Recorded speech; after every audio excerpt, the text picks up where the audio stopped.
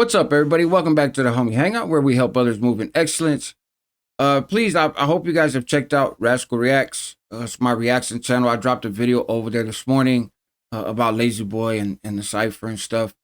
But I'll be dropping content on both channels, all week. At least one video a day on each one. So please check them out. Make sure that you have the little bell hit, so it has little lines on the side of it, so that you'll get notified right when I drop stuff.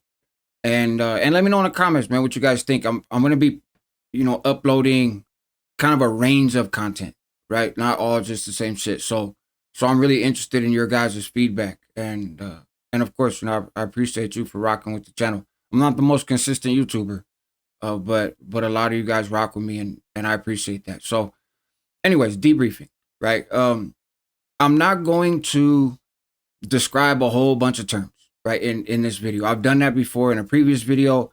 I'll link to it here, right? And at the end of this, if you want to check that out. This really isn't something that's complicated, but it's been coming up a lot lately in the comment section of my videos, on the live. I've even had exchanges with people in the comment section of entirely different channels, right? And a couple DMs. And on one hand, I was kind of thrown off because anybody that's been doing time, in particular, older than 10 years ago, right, and especially if you were politicking, you know what debriefing is, you know what it isn't. It's not complicated, and it's not this big mysterious thing, right? But I get that there's a lot of folks who are out of state or haven't done time and maybe getting kind of mixed messages. So I figured I'll break it down, right? This isn't directed at anybody in particular. There's actually not even very many people, to the best of my knowledge, that are on YouTube that went through the debriefing process. As I said in the thumbnail, it's a special kind of snitching, right? And I'll explain why. And teach their own. Folks gotta walk their own journey and make their own bed. Everybody already kind of knows how I feel about that. I've walked my path in life, and everybody else has to walk theirs. And if you could look yourself in the mirror every day and be proud of who you see, then more power to you, right? So what is debriefing? It is for those who have been validated as a prison gang member or a prison gang associate in the state of California. And it's a trip because a lot of times when you hear about prison gangs in California, you hear references to the big four, right? There's always been more than 4 prison gangs in California, right? According to CDC, right? Department of Corrections decides what they think is a prison gang and what isn't.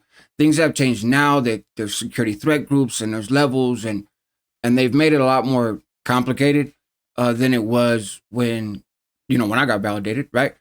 And so that's kind of its own story. But I'll also run this into kind of current times, as well. But the prison gang, to be a prison gang, you have to have started, right? Your gang had to have started in prison in California, right? Not a street gang. So that's why, like, Northerners and Southerners and Bloods and Crips, and they never got validated before because those aren't prison gangs, right? Those are gangs that started in the streets. The prison gangs, the Mexican Mafia, the NF, the Aryan Brotherhood, the Northern Structure, Nuestra Raza, right? What I was validated as. And Nazi lowriders, I think, were getting validated for a while. You have the BGF, who was getting validated, but then now they're not even considered a prison gang. They sued and got taken off the list, and some form of 5 cats. So there's been a bunch, right? And CDC had kind of started adding some. Texas Syndicate was one for a long time. I think they finally took it off the list, but I'm not 100% sure. So, but it's only a handful of groups, right? And to be clear, being validated as a member or an associate of one of those prison gangs doesn't necessarily mean that you really are a member or an associate of that prison gang, right? CDC doesn't always get it right, to put it mildly. And that's especially true with Southerners, right? Southern Raza. And then also, I think, with some Woods, although I just didn't really encounter a lot of Woods in the SU program period. But, in my pod, I talked about a little bit in my Pelican Bay video, when I talked about my time in the SU up there and the different folks in the section with me. There were some who were validated as members of the ME, and absolutely were, right. They marked all over their body, but like nothing incognito. But there were also some that were validated as associates who weren't, right. And so again, just because you're validated doesn't mean that you are really part of the group. It just means that CDC labeled you that way. And because for the Southern faction, there's not like a middle management gang that CDC can identify the way that they had with the North, right? Or from their perspective, you wind up getting a lot of folks. If you're running yards and you're doing this stuff, you're going to wind up getting validated as an associate at least, right? And then some of those folks wind up going to the SHU and then, getting plugged in with their people and actually becoming that. I know a guy that was a Northerner and he got validated as an associate, right? As a Northern Structure associate. He wound up going to the SHU. In the SHU, he actually became a bro, right? And then also while in the SHU, he actually wound up becoming a C, right? An NF member. And so it's, everybody's journey is their own. But anyways, so what is debriefing? Well, back in the day, before the SHU kickouts, but debriefing still applies even post SHU kickouts, and I'll explain. But before the SHU kickouts, when you were validated, right, you went to the SHU program, Corcoran SHU, Pelican Bay SHU, Tehachapi SHU, and that is where you were going to remain for the duration of your life or your time, right? The saying parole, snitch, or die was thrown around a lot because those were the only three ways to get out of the SHU, right? It is parole, which I was fortunate to be in that situation. I got the parole. Snitch, which is debrief, or obviously, pass away. So that was the only way to get out. And when you were back there in the SHU, if you were a lifer, right? If you had 5 to life, 10 to life, 30 to life, whatever, when you go to board, you could not get a release date. You could not get a release date if you were validated as a prison gang member, and I tell the story in one of my other videos about this guy, Manuel, right? Manuel Zarate from San Diego. Rest in peace to him. His family reached out when they saw the video and let me know that he was one of the SHU kickouts, and then ultimately wound up passing away on the yard. Didn't get blasted or nothing, but died. So he's an example, right? Because he wasn't even necessarily an associate, right? When you're living in these small pods and you're around everybody, you get a pretty good idea of who's who and what's going on, right? I didn't know all their business, of course, because I'm not one of them. But you see how they interact with each other and stuff, and you just, you're very observant. You make a mental note. Manuel was like, again, I wouldn't even consider him an associate, right? He, the term camaradas for thrown around a lot, or at least was back then, and nobody referred to him that way, right? He was an old goat, man, that had some small sentence to life that he caught many years prior, and he got validated because there was a Christmas card, a birthday card signed by one of his homeboys who later on wound up becoming validated, and they just okey doked him and got him off the yard because they could, right? And he never debriefed, but that also meant that he was never getting a release date. And he understood that, right? That if he debriefed, which he really wasn't even a member, so he's facing a consequence that's supposed to be reserved for particular people, and he's not even one of those people, but he's paying the price of it, right? You're like, man, it is what it is, and again, ultimately, he wound up getting kicked out of the SHU with everybody else, and and then passed away. But so I say that to say there's people up there in different statuses, so to speak, but also kind of with different concerns, right, and different issues. The reality is, back when I was doing time, most lifers weren't getting dates whether you were in the SHU program or not. Actually, that kind of came later, so I don't think that was a big factor that people were considering, but it was a thing. And so what is debriefing, right? What makes debriefing special? When you're validated, you're considered the worst of the worst, right, by the California Department of Corrections. You are among the most dangerous people that are in the prison system in California, right? And I think that's an exaggeration. I'm not saying that label actually fits everybody, but that's their approach. That's CDC's approach. And their thing was, if we're gonna let you out, you need to tell us everything, right? And we need to know your whole life story, right? Essentially, you write like a book. Your whole life story, everything you know about gangs, in particular the gang that we say that you're tied to, everything that you've done, and you get immunity from criminal prosecution, right? So you sit here, you tell us, I conspired to have this dude blasted, or I'm the one that stabbed this guy, or whatever. You're not going to get a DA referral for any of this stuff, as long as you tell us everything that there is to tell. And keep in mind that the goon squad on the higher levels, the gang intelligence cops in the California Department of Corrections, are more informed than most people that are active and affiliated out on the yard and in the shoot. Like, there's so many people telling, they intercept so much communication.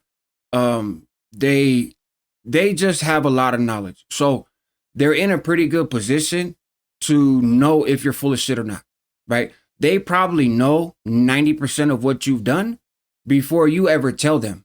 But they want you to say it because then they know that you will never be welcome amongst your people. And so now they can house you with the rest of these dropouts, right? Because dropout was a term specifically for people who had debriefed. Now it's used a lot more widely, but the origin of that term is actually a CDCR term. But so we're not going to put you with these other dropouts who are targets by their former, gangs and organizations, unless we know that you will never be on good terms with your people again. And the way that we know that is if you fucking tell on everybody and we make a big deal about it, because everybody knows what happens when you debrief, right? Everybody knows, damn, you just really gave up everything. And so how is it snitching, right? Somebody was in the comments and like, well, it's not snitching because nobody went to jail. So that's not entirely accurate, but also it doesn't really matter. And the reason I say that is this. How do people get validated? Overwhelmingly from other folks that debrief and say that this person is a member of this gang, right?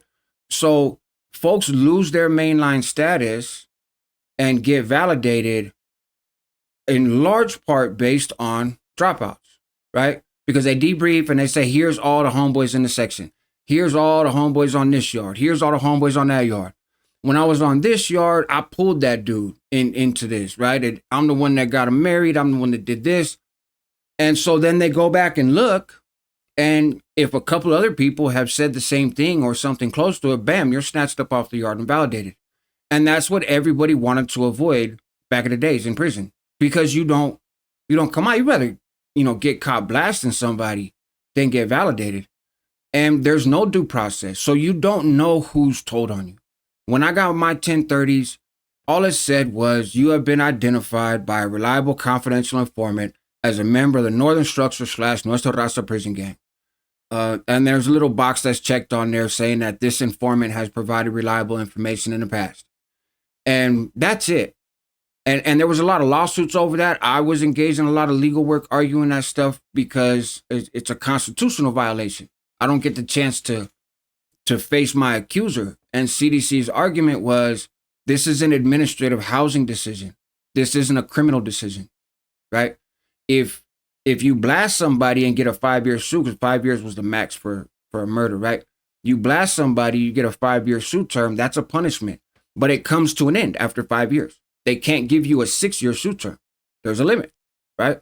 But the indeterminate part, that's what it means. The indeterminate suit term is you can stay here again until you parole, snitch, or die. So they said that you're not entitled to those same checks and balances because it's just a housing thing. It's really no different than saying, hey, you're going to transfer from, Salinas Valley to Corcoran, right? Now, obviously, on a practical level, there's a very big difference because you're going from the general population to the SHU and you're not going to come out again. But that was their argument, and it worked for many, many, many years in court. So folks are validated. You don't have to be a member of an organization to be validated, but you do have to debrief, right? And when you debrief, once you're validated, you're never not validated, right? It's just, what are you validated as? So you're validated as a member, let's say, or an associate. Okay. Then you debrief. You spill your life story. You talk about all the crime that you have any knowledge of. You talk about everybody in the organization, people in other organizations, pipelines on the streets, who you're corresponding with, what's so-and-so's old lady's number, like the whole 9 yards. You give all that up. Now you're validated as a blank gang dropout, right? Because you've debriefed. You debrief, you become a dropout. That's how it works. It's that simple. And it used to be this whole thing. They moved them to a far end of D wing, like they kept them dudes under wraps, and eventually they were able to wiggle out to yards. Now I think there's a lot of dropouts, the technical official term dropouts, out there on these S and Y yards. But so you do all that, you get out to the yard, you're validated as a dropout. There was a season where you can be validated as inactive, right? That happened while I was in the SHU. And that's different. That's saying, hey, if after 6 years, gang investigator CDC hasn't gotten any information over the last 6 years that identifies you as still involved in gang activity, then we will revalidate you as a such and such member or associate inactive, right? So again, you never lose the validation, but now you're validated as inactive and you can go back out to the yard.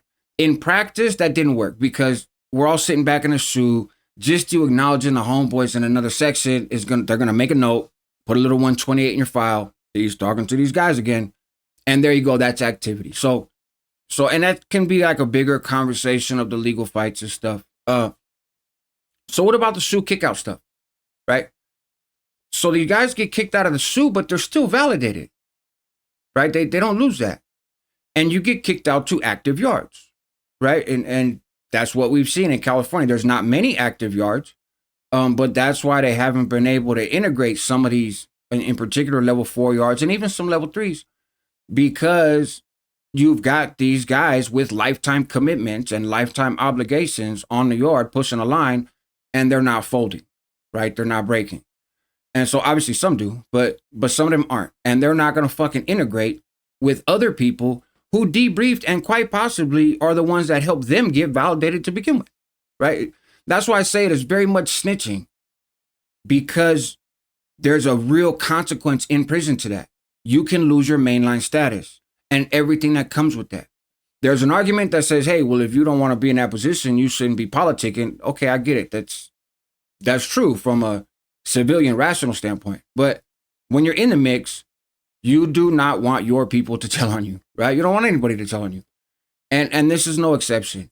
And some people have caught criminal cases behind what was said in debriefing. If you look at the Aryan Brotherhood trial that just finished up in Sacramento, there were debriefing reports. And then those people also testified.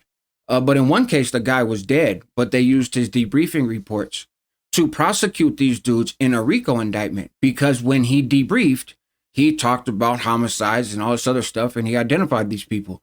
So there very much is a consequence to debriefing.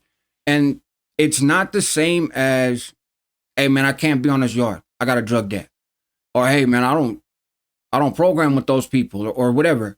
People can say that stuff is cowardice and all this other stuff. That's what we said when I was in prison too. But that is not the same. Right, that is not the same as debriefing. A lot of people say still telling. I always thought that you had to tell to go S and Y. I've heard since being on YouTube that that's not necessarily the case. And I know now with 50-50 yards, that's really not the case, because you can never have an S and Y chrono and still be housed with S and Y people. So I don't know, right? That wasn't my lane, and all this shit's after my time. But if you're validated, that don't go away. So let's say you get kicked out. Right? When everybody else gets kicked out of the SHU, into hostilities, we're going to hit the yard, everything's great. And then you decide, I don't want to be here anymore. I don't want to be on this active yard. You still have to debrief. You don't get, and it's odd language, but you don't get the luxury, so to speak, of this person who's not labeled as a prison gang member and who just like, man, I got a drug debt, or I can't be on the yard, or whatever, or they get blasted, right, and removed off the yard, and the cops are like, hey, man, what's going on? Fuck, I can't be here anymore. Obviously, my homeboys don't like me. Send me somewhere where I can make some new friends. And they'll do that. Of course, they're probably going to try to press you for information because that's just what cops do all over, right? It's got part of the job description. But it's not the same as when they're dealing with a validated prison gang member or prison gang associate. Again, regardless if they actually are a member or an associate of anything, doesn't matter. Once you're stamped validated, that is what you are. That is what you're always going to be in the eyes of CDCR. You can argue, you can do this, it don't fucking matter. And so if you want to drop that label, if you want to not be validated as a member, you have to give up shit. And they're never going to believe that you don't know shit. You know, again, they probably know more about what you've done than even you remember.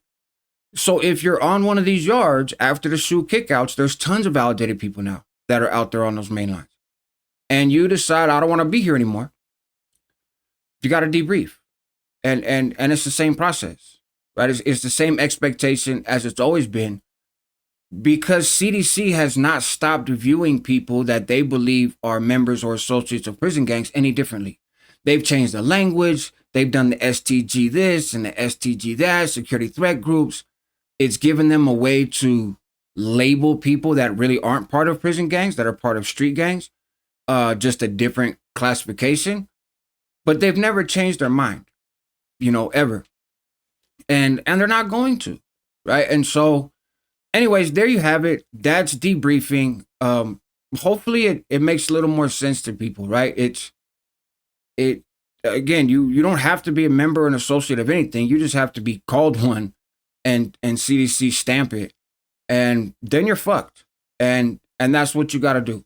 When it comes to getting release dates for lifers that are SUE kickouts that were validated, I don't 100% know how that goes, right? Just to be quite honest with you. I know that a lot of people have been getting release dates, but I don't think, and it's just a thought, I'm not 100% sure, just to be very, very clear. I don't think the Board of Prison Terms is going to grant you parole if you're validated as a prison gang member or an associate. Even though you're not in the SUE program anymore, now you're out on the main line, you still have that label and that stigma. And that's a leverage that they've always used to try to get people to flip. If you want to go home, give it up.